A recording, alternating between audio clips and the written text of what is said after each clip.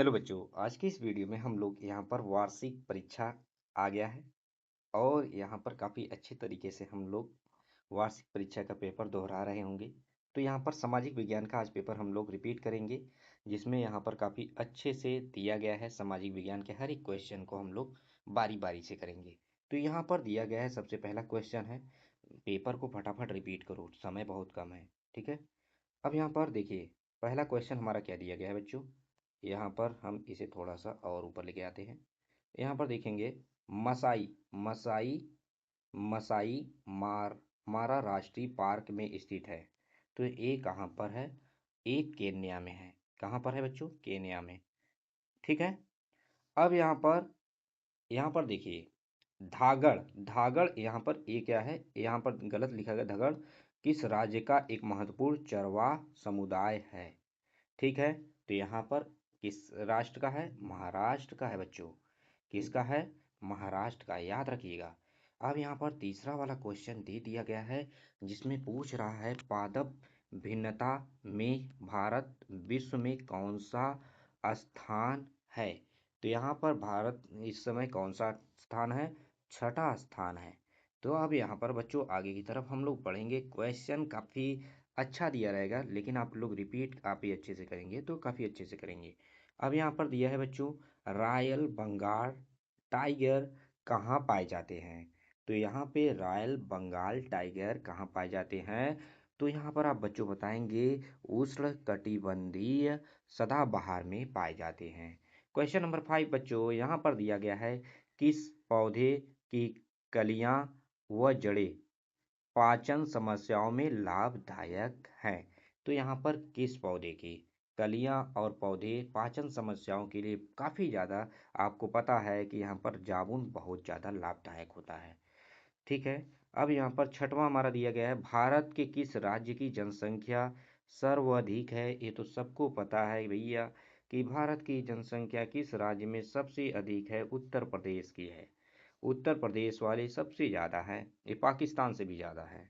तो यहाँ पर आपको पता है। अब क्वेश्चन नंबर 7वां बच्चों, क्षेत्रफल की दृष्टि से कौन सा राज्य सबसे बड़ा है? तो क्षेत्रफल की दृष्टि से आपको सभी लोगों को पता होगा कि राजस्थान सबसे ज़्यादा बड़ा है, क्योंकि वहाँ पर ज़्यादातर बालू वालू ज़्यादा है, तो वहाँ पर कम लोग रहते हैं, क्षेत्र भले बड़ा है। ठीक है, अब यहाँ पर देखिए 8वां नंबर क्वेश्चन हमारा बच्चों है, भारत सरकार द्वारा विस्तृत परिवार नियोजन कार्यक्रम की शुरुआत कब हुई थी? तो यहाँ पर बच्चों 1956 में हुआ था ये कार्यक्रम नियोजन। ठीक है बच्चों, अब यहाँ पर हम अगले क्वेश्चन की तरफ बढ़ेंगे और देखेंगे कि हमारा नेक्स्ट क्वेश्चन क्या है बच्चों, और यहाँ पर समझेंगे। अब यहाँ पर देखिए बच्चों, हमारा दिया गया है 9वां, यहाँ पर दिया गया है कि आर्थिक रूप से पिछड़े वर्ग वर्ग कितना आरक्षण किया गया है? तो यहाँ पर आर्थिक रूप से कितना किया गया है? आर्थिक रूप से आपको यहाँ पर 25% का आरक्षण मिलता है। अब यहाँ पर क्वेश्चन नंबर बच्चों 10वां है, राष्ट्रपति का शपथ कौन दिलाता है? कौन दिलवाता है या दिलाता है? तो यहाँ पर राष्ट्रपति को कौन शपथ दिलाता है? तो यहाँ पर आपको पता है, भारत का मुख्य न्यायाधीश जो होता है वही राष्ट्रपति को शपथ दिलाता है। अब यहाँ पर बच्चों दिया गया है 11वां क्वेश्चन, राष्ट्रीय मानवाधिकार आयोग की स्थापना कब हुई थी? राष्ट्रीय मानव अधिकार की स्थापना कब हुई थी? तो यहाँ पर बच्चों 1900 क्या है 93 में हुआ था। 1993 में हमारा मानव अधिकार आयोग की स्थापना किया गया था। अब यहाँ पर आ गया है क्वेश्चन नंबर 12। तो यहाँ पर क्वेश्चन नंबर 12 क्या है बच्चों, कोसोवो पुराने किस देश का प्रांत था? तो यहाँ पर कोसोवो अक्सर ये प्रांत का ही था। ठीक है, यूगोस्लाविया जो है नहीं होगा। ठीक है, ये ईरान होगा हमारा। अब यहाँ पर बच्चों दिया गया है 13वां दिया गया है। यहाँ पर देखेंगे बच्चों, आगे की तरफ बढ़ाएंगे और समझेंगे। यहाँ पर 13वां क्या दिया गया है? 13वां दिया गया है बच्चों कि गिरफ्तार या हिरासत के लिए गए व्यक्ति का सबसे निकट के मजिस्ट्रेट, यहाँ पर निकट के मजिस्ट्रेट क्या कर सकते हैं? मजिस्ट्रेट के सामने गिरफ्तारी कितने घंटों के अंदर प्रस्तुत करना होता है। तो यहाँ पर सभी को पता है कि आपको मजिस्ट्रेट के सामने 24 घंटे के अंदर आपको प्रस्तुत करना चाहिए।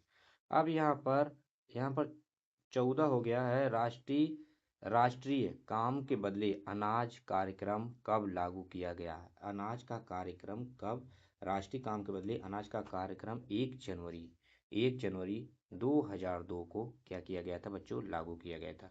अब यहाँ पर देखेंगे बच्चों, यहाँ पर क्या दिया गया है? 15वां हमारा दिया गया है कि 15वां क्या दिया गया है बच्चों?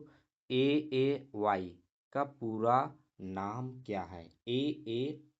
AAY का पूरा नाम यहाँ पर क्या है? अत्यंत अन्य योजना है।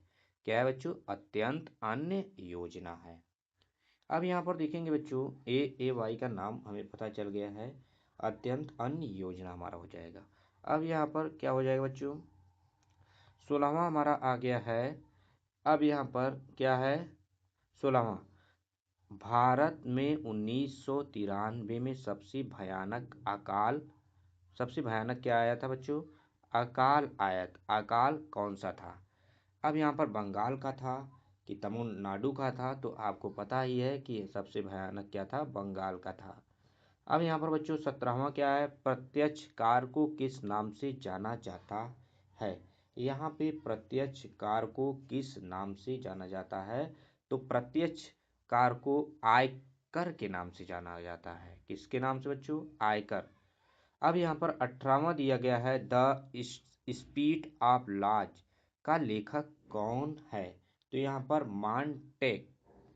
मांटेस्क्यू, यहाँ पर क्या है? मांटेस्क्यू जो है इसके लेखक है। अब यहाँ पर बच्चों दिया गया है कि नेपोलियन बोनापार्ट कहाँ पराजित हुआ?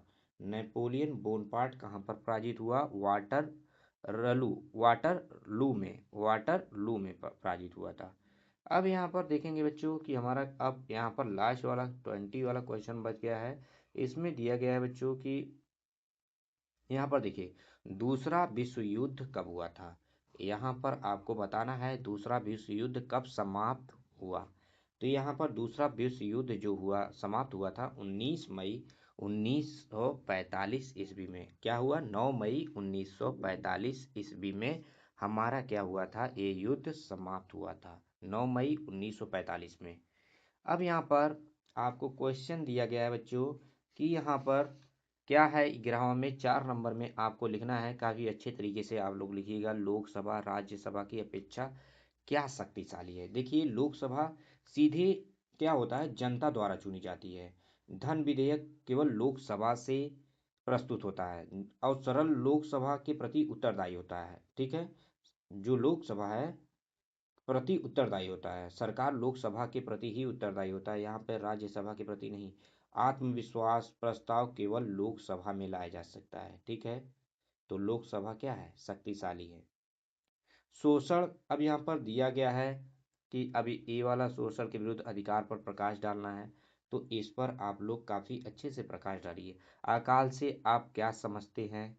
तो यहाँ पर अकाल से ये सब, अकाल वह स्थिति है जब किसी क्षेत्र में भोजन की भारी कमी हो जाती है, तो जिसे भूख, कुपोषण और मृत्यु जैसी स्थिति हम लोगों के बीच उत्पन्न हो जाती है। तो यहाँ पर हम लोग कहते हैं यहाँ पर अकाल हो गया है। ठीक है, यहाँ पर अन्य भी आंसर है, यहाँ पर आप दे सकते हैं। इसे भी आप लोग काफ़ी अच्छे से देते हैं। खाद्य सुरक्षा का अर्थ है, खाद्य सुरक्षा कितने आयात हैं? तो यहाँ पर खाद्य सुरक्षा का अर्थ सभी लोगों को हर समय पर्याप्त, सुरक्षित और पौष्टिक भोजन की उपलब्ध, इसके 3 आयाम होते हैं, उपलब्ध, पहुंच और वहन क्षमता होना चाहिए। ठीक है, यहाँ पर हमने सिर्फ अथवा वाला क्वेश्चन नहीं बताया, लेकिन आप लोग अथवा वाला कमेंट करिए, तो इन सभी क्वेश्चन को मैं और अच्छे से बताऊंगा और एक एक चीज़ लिखवा कर भी बता सकता हूँ अगर आप कमेंट करते हैं। अब यहाँ पर देखिए बच्चों, सरकार द्वारा वनस्पति एवं प्राणी जगत की सुरक्षा के लिए क्या कदम उठाए गए हैं?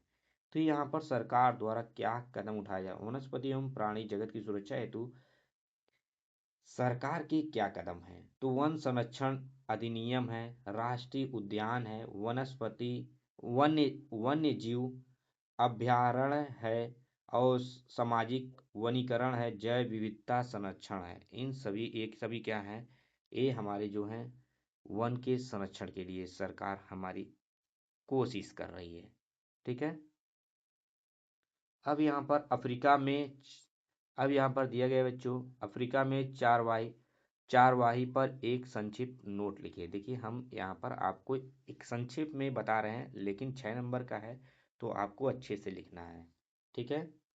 तो यहाँ पर अफ्रीका में चारवाही पर संक्षिप्त नोट लिखना है आपको। अफ्रीका में चारवाही जीवन यापन का प्रमुख साधन है। मसाई साम्बुरू जैसे समुदाय पशुपालन पर निर्भर है। वे मौसम के अनुसार स्थान क्या होते हैं, अपना स्थान बदलते रहते हैं। ठीक है।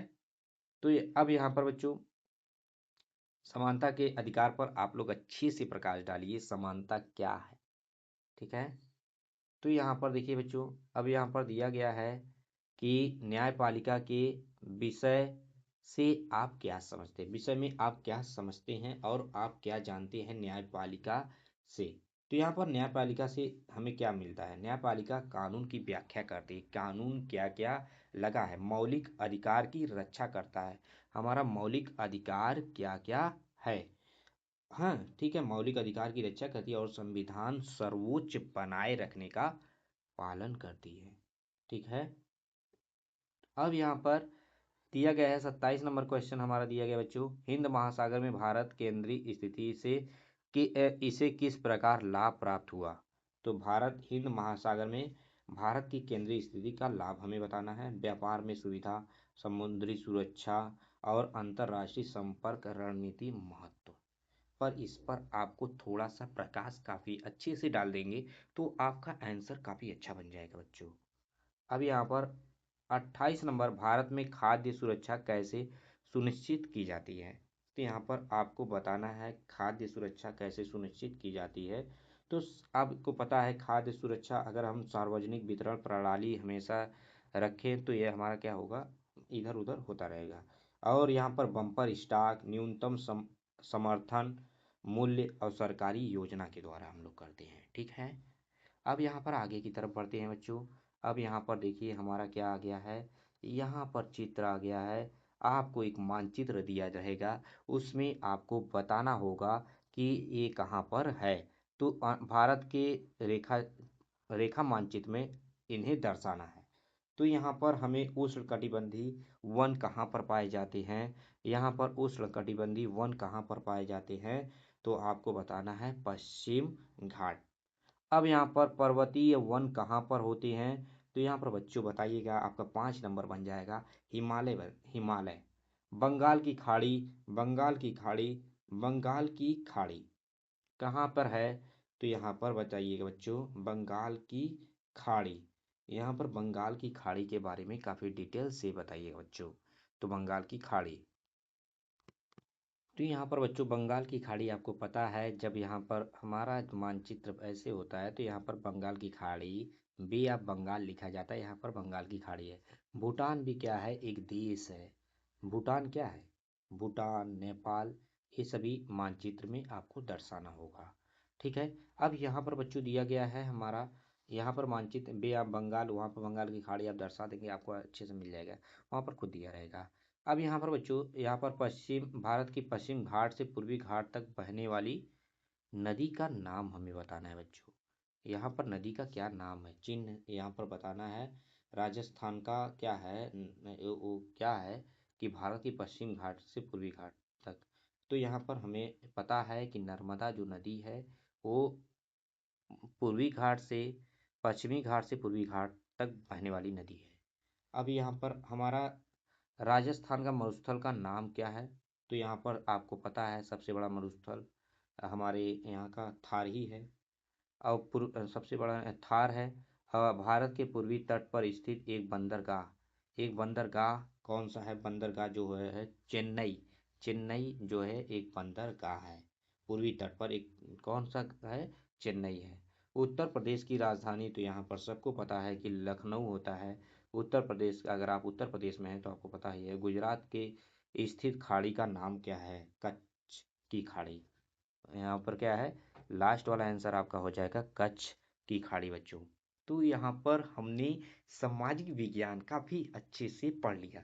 अब हमें लगता है कि आप लोग काफ़ी अच्छे से उत्तर अपने पेपर में देंगे और अच्छे से करेंगे। अगर वीडियो आपको अच्छा लग रहा है तो प्लीज़ लाइक करिएगा, चैनल को सब्सक्राइब करना मत भूलिएगा। Thank you for watching.